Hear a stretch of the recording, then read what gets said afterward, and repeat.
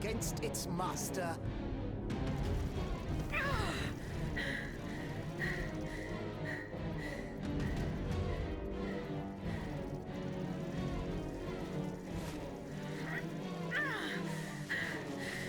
You are not my master, tyrant! You never were! I am quite happy to concede this point, but what about the Count?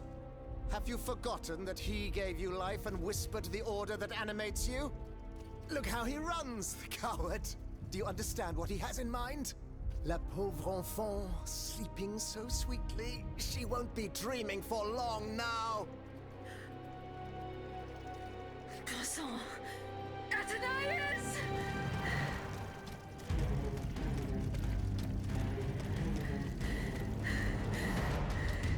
Don't move!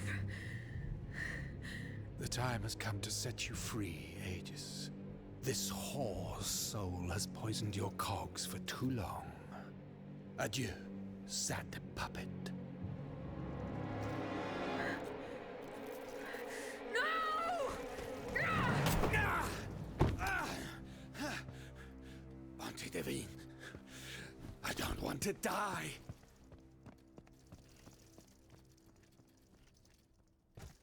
Athenais.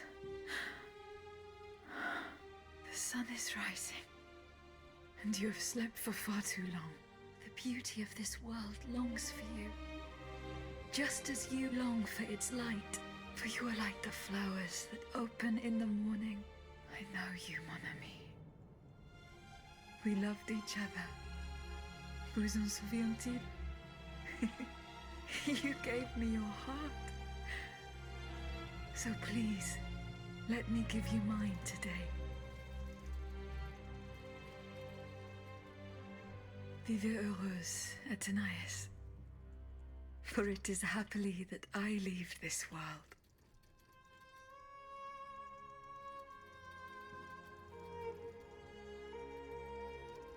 This way, monsieur.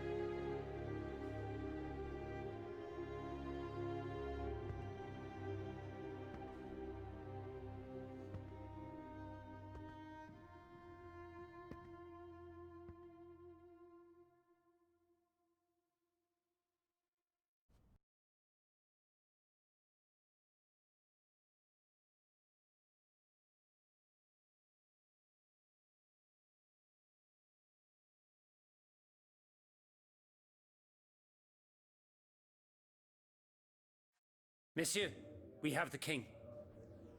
It is now up to us to wield his scepter. In this trying time, crucial decisions must be made without delay. First and foremost, we must take back Paris. And how do we do that, mon Dieu? There are automats everywhere, and they are constantly regenerated by their crimes. We have the king.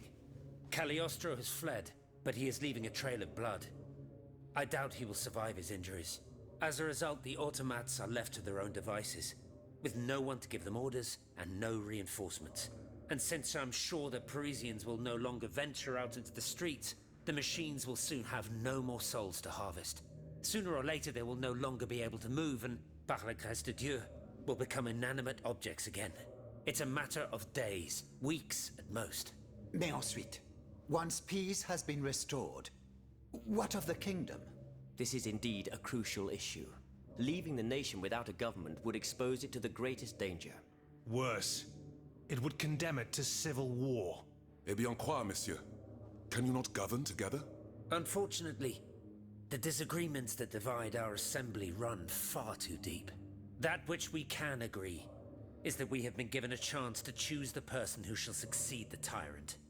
I believe I am the person who is best suited to exercise power. Of course, I will only hold office for as long as it takes to set up a new assembly and a government of the people. For the French will no longer tolerate a king. We can be sure of that. Are you joking? What have you done that would convince us to let you take down the monarchy? Answer, Monsieur de Robespierre. You have our full attention.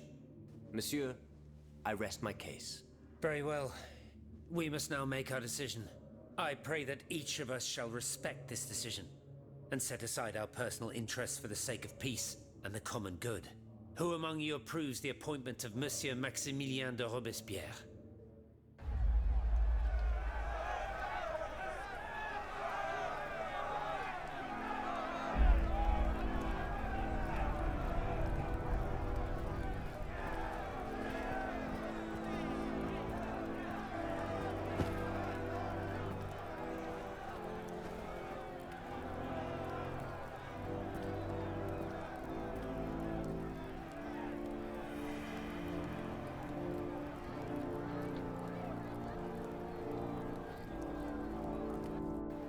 The National Convention welcomes Citoyen Robespierre, Consul of the Republic.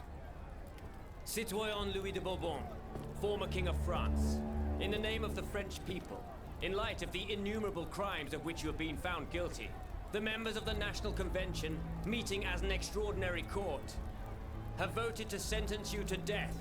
The sentence will be carried out on the hour. Now that justice has been done, the nation is ready to hear your last words.